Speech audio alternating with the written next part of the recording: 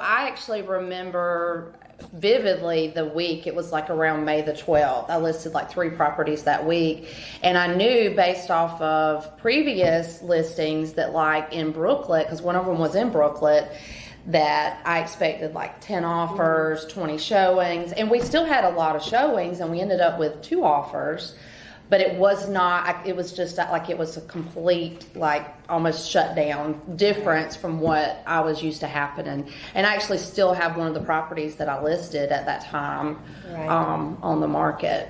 I had one go on the market around that time too. I think yes, same neighborhood, yes. And I thought we were going to get a little more stir on it too. I mean, we sold it right away, but you could definitely see that it was a slowdown. It was the end of April, I think, for me, maybe going into May. Yeah. Yeah. Mine was mostly, I feel like your higher end properties. Yes. You know what I mean? Like, because we've listed a few of the 250 and less, and they're still getting they're going fast, real fast. Yeah. I mean, even some's over asking, but yeah, the ones that are a little bit in that smaller percentage of people that are looking, it's I'm picking up on the unique, that farmhouse, the hobby farm. Yeah. That I just feel like that had a lot of popularity because it was different. And so those unique properties are still hitting the mark. Yeah. Well, even I know I have one in Scriven County that was actually more in the Hiltonia area, and I did not know because of the location that it was in how much interest it would bring, because I thought, you know, closer to Effingham County, you got a lot of people that are willing to go to Scriven County and then drive in. But even that property, because it was like a brand new farmhouse style with a good bit of acreage, I had a lot of interest in that one too. So yeah, I think that's a good point. The unique properties do seem to pull a little bit more. The lake property on the Hoopie that Debbie had that I that was a unique property. And it was one that went over asking, and they were kind of nervous on where they think they should have priced it. And I mean, we had a ton of Right, yeah, I had one in Brooklyn after that one, the one that I spoke about earlier, and we had like 40 showings in a weekend, and we had 17 offers. So, but it was special, it's a unique property. So, it's still good news if you have something different to offer from everybody else. Yeah. Well, and if you look at, like, take Bullitt County for instance, and from March 1st to the end of May, an average sales price of almost $256,000 to now at almost $269,000. That's about a 4% increase in your average sales price. So it's still, I mean, prices are still continuing to see a little bit of growth. I think personally we'll start to even out a little bit as the year goes on. Everybody was so used to the super low interest rates, it kind of just made them nervous. They didn't know what to do. Well, you still got to find somewhere to live. Yeah. I mean, and you're either, it's like the saying says that rent's 100% interest. Right. Exactly. So, I mean, it's don't pay still historically. Yeah, you're paying a mortgage. You're either paying your landlord's or your own. So yeah. Well, and it's still good news for sellers because I mean the average days on market not up too much and actually down in some of the counties. That's right. And then the sales price is still close to 100% in a lot of these places, 95 and up in most of them, so they're still getting what they're asking for. I think that brings up a good point too, in that making sure you price the home right, and not a lot of sellers want to say, oh, well, I want to try for this but I'll come down. But sometimes when you do that, I mean, buyers are just so savvy right now, they just know. Well, and I feel like we've been in the market for so long that no matter what the list price was, you knew that you almost, if you really wanted it, you probably had to go above it. Well, buyers and agents aren't really used to being able to negotiate at this point. So if you're way up here, but you'll take here, well, they're not going to want to offend you and offer really low. They'll just go find another property. Exactly. Well, that's in their price range. Like it's a not competitive offer, you know, because we're used to having to be so competitive for our buyers. Exactly. I noticed too, and I don't know if this is the same in all the counties, but especially in Bullitt County, kind of following the same trend that we've seen the last couple of years, like the number of properties listed is really down. So the inventory, which I think is really what's driving that price increase and will continue to, as long as the inventory is down.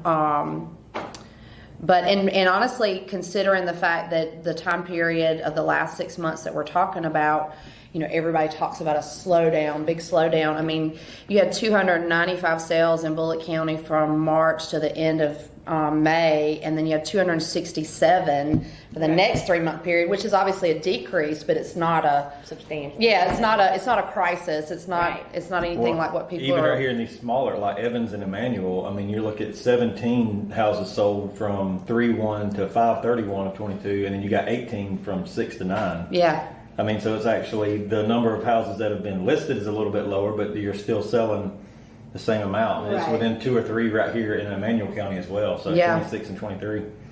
Well, and I think it's interesting. I actually was in a meeting this morning with a group, and we were talking about, the residual, like how much, Bullitt County and obviously Bryan County is going to grow with all the new development that's coming.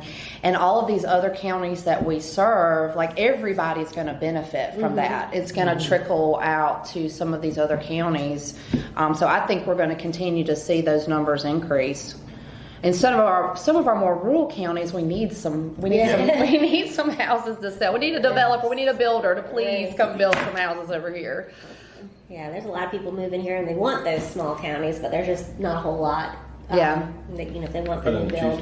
Yeah. Well, and definitely, especially not newer houses. There's not that newer option. In Emmanuel County, they started doing some new development. That's right. And That's right. I was talking to the abundance of out-of-state buyers that I've seen. Georgia's a great place to be. That's right. I was like, really? I think in my real estate career, I've worked so far with one local buyer. Oh, That's wow. it. How about that?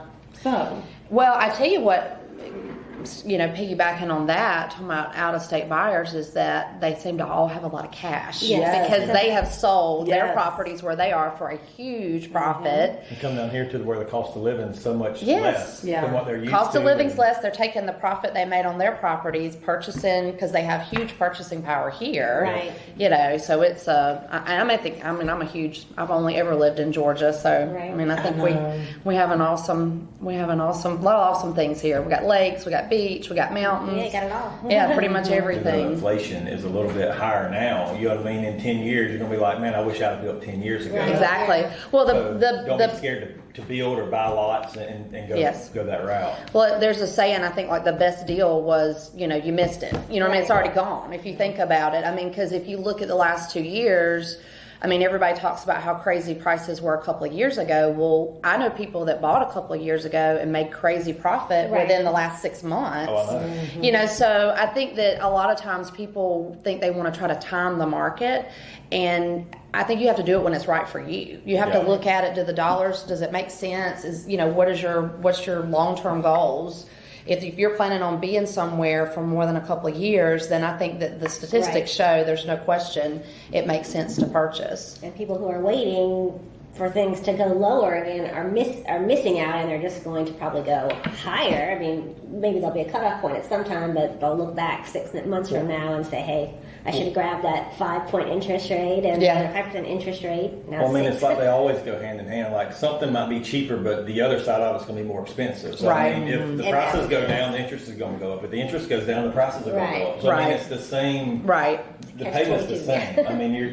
You're investing the same amount of money. Well, the great thing about where we're at now is that, let's just say even if you get what a lot of people consider it to be a high interest rate, I personally don't think my first house was like 7 1/4. So like to me a 5% interest rate is actually really good.